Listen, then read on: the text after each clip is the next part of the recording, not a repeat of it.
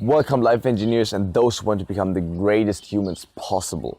My name is Eckl and you're watching this because you want the best out of life.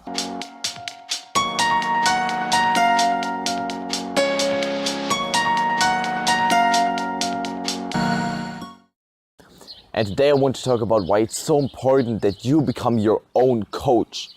And this is because we are always talking with ourselves. If you're just more aware, you will see you will always be in a kind of dialogue with yourself. And thus you can see this like you are constantly exchanging ideas and thoughts and information with your coach. So why is that so important? It's because it's always happening, and the faster you get conscious of this fact, the better you can deal with that. Because let's say, first of all, let's take an example with the gym. You're in the gym and you're making your exercises, and let's say you usually do 20 reps and the exercise is quite hard for you. So you start your exercise, and after, let's say, 15 reps, you're like, oh my god, this is becoming so hard or whatever. And then this kind of dialogue in your head starts with like, oh no, I can't get to 20. And then some other voice in your head says like, you gotta get to 20. And this is your coach. This is kind of your inner coach. And this is exactly what I'm talking about here. But this does not only apply in like specific or harder situations, like when you're getting to your physical limits. Basically, it's always the case. And for coaches in general, like for normal coaches, the hardest thing is always to get to the ultimate truth of people. Because people don't like to share what they really feel, or it's also hard for the coach to really understand what is the root problem here. And this is so hard for the coaches because they can only see like the outside of a person. They can't really look into the one who's sitting in front of them. But we as ourselves have the possibility to basically see everything that's within us. And we take this so much for granted, but actually this is such a huge power to help yourself living a better life. It's crazy. But also it's a huge advantage. It's not easy. Actually, it's quite hard. Because what's required to actually benefit from that realization is that you're honest with yourself. And this is something very few people can do really well, and that is a skill that's on the one hand super important, but on the other hand it's so damn hard to do because we're just not used to that. We get this strange feeling within ourselves. We're like, I know that it's actually true, but I kind of want to hide it from myself because I don't want to feel the pain and so on. So this is something you really need to develop to actually, just profit from this. So because being your own coach is difficult in two situations. First of all, in your day-to-day kind of life, and then in these extreme situations, for example, if you're hitting your physical limits. Because the problem is, it's you who's in that pain. You still have to be able to not get your inner coach get affected by that. What's required is that even if you feel extremely high amounts of pain, that you manage to tell yourself to keep pushing.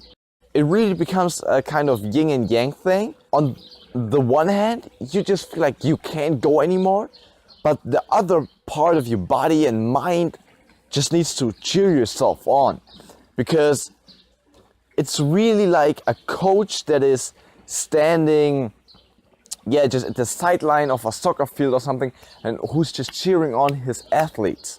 This is exactly who you want to be in these situations.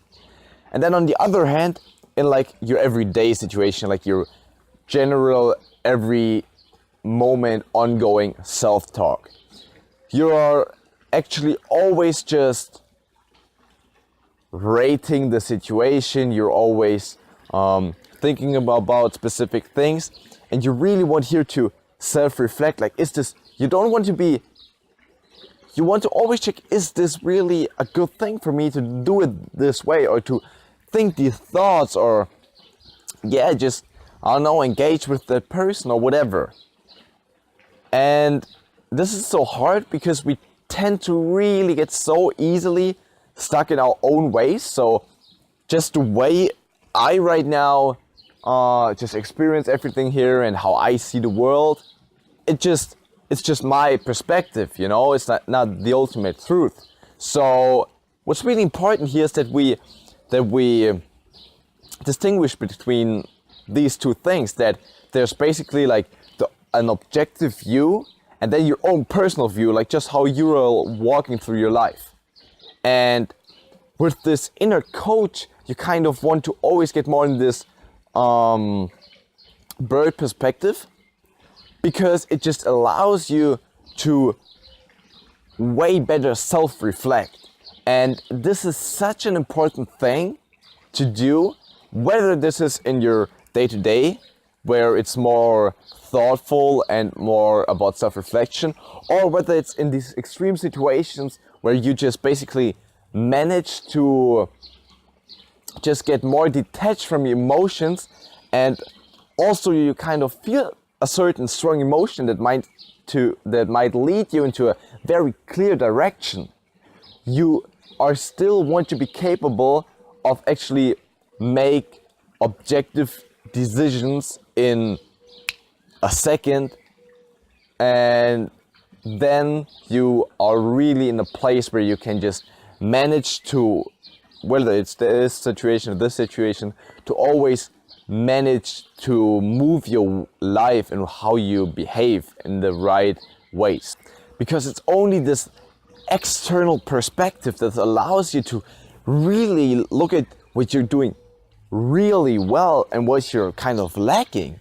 And this is the one thing you need if you want to make any improvement. If you're just living your life, or if you're just who you are and you think that's just who I am, and you're not making any changes, it's obviously impossible to live a better life. And this is ultimately what we want here. But on the other hand, it's of course also being responsible. If you feel like your bones are hurting while you're making this move during your exercise, you gotta stop. It's not about being stupid and just pushing and pushing and pushing and ignoring every sign that your body's giving you. There's a reason why it does so. It's about being a good coach, you see? You gotta see yourself as the athlete, and on the other hand as the coach.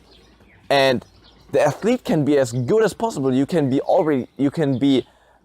super willing to make a great progress. But if your coach sucks, or if your coach is not responsible, this is here the kind of other extreme. It's not only about not giving into weak emotions, it's also knowing your limits, because you obviously have some. At least in this in this moment right now, you can always push the boundaries, but in an exact moment, you have limits, and we gotta accept that. So it's also about being responsible. Don't, like a coach who just lets his athlete train for 15 hours a day is not a good coach.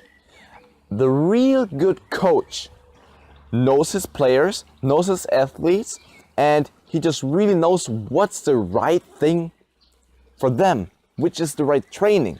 And this is exactly what you want to develop for yourself. There comes a lot of self-awareness into place, and this is what we ultimately need to develop.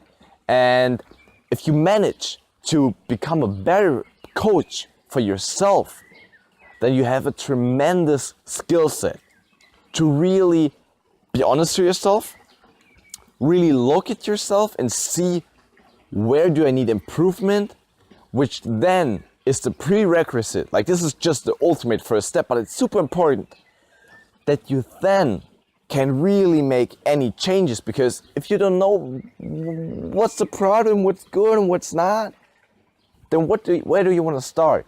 So really make sure that you become aware of this fact that you're actually like almost like two persons, and make sure that you become a coach.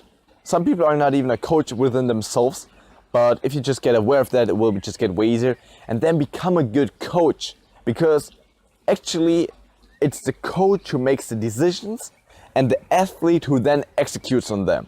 And if you manage to get a good coach and to get a good athlete, then you're absolutely on the right way. And now, thank you so much for watching. Leave your comments down below, give me a like, and subscribe, or do whatever you want. Like, just have fun and have the best day ever. See ya.